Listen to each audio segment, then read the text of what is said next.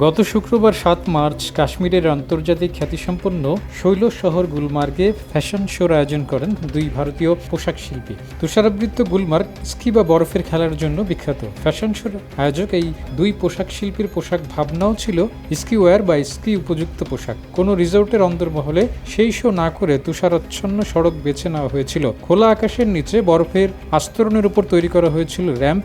সেখানেই নানা পোশাকে শো করেছিলেন নামিদামি পুরুষ নারী মডেলরা। কাশ্মীরের মুখ্যমন্ত্রী ওমর আবদুল্লাহ বলেছেন, আমি গুলমার্গের ফ্যাশন শো নিয়ে প্রতিবেদন তলব করেছি। আমার সরকার ওই শোর সঙ্গে কোনোভাবেই যুক্ত ছিল না। মানুষের ক্ষোভ খুবই সঙ্গত। আয়োজকেরা জম্মু কাশ্মীরের মানুষের ভাবাবেগ সংবেদনশীলতাকে গুরুত্ব দেয়নি। ফ্যাশন শোর ভাবনা ও মডেলদের পোশাক নিয়ে বিতর্ক শুরু হয়। স্বল্প বসনা নারী পুরুষদের ছবি, ভিডিও গণমাধ্যম ও সমাজ মাধ্যমে প্রচার পাওয়ার সঙ্গে সঙ্গেই এই সমালোচনার শুরু হয়। স্থানীয় নেতারা ওই ফ্যাশন শোকে কুরুচিপূর্ণ, অশালীন ও আপত্তিকর বলে মন্তব্য করেছেন। যমুনা ইলেকট্রনিক্স ঈদে ডাবল খুশি অফার সিজন 3, যে কোনো পণ্য কিনলেই পাচ্ছেন নিশ্চিত ঈদ উপহার। সামাজিক যোগাযোগ মাধ্যমে তারা লিখেছেন, পবিত্র রমজান মাসে এমন আয়োজন মেনে নেওয়া যায় না।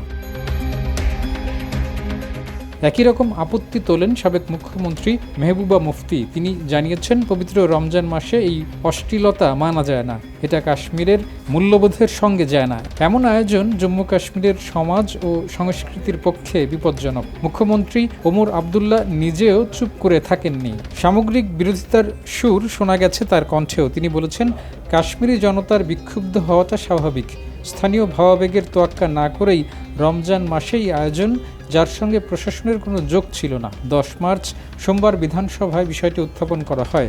দলমত নির্বিশেষে সমালোচনার মুখে মুখ্যমন্ত্রী স্থানীয় কর্তৃপক্ষকে 24 ঘন্টার মধ্যে প্রতিবেদন দিতে বলেন। ফ্যাশন শো নিয়ে কেউ কেউ সামাজিক মাধ্যমে যদিও ভিন্ন মত জানিয়েছেন। একজন লিখেছেন, রমজান তো সারা দেশেই পালিত হচ্ছে, তাই বলে দেশে কি ফ্যাশন শো বন্ধ আছে? ফ্যাশন বিশ্বের নজরে আসায় কাশ্মীরের বরং গর্ব করা উচিত।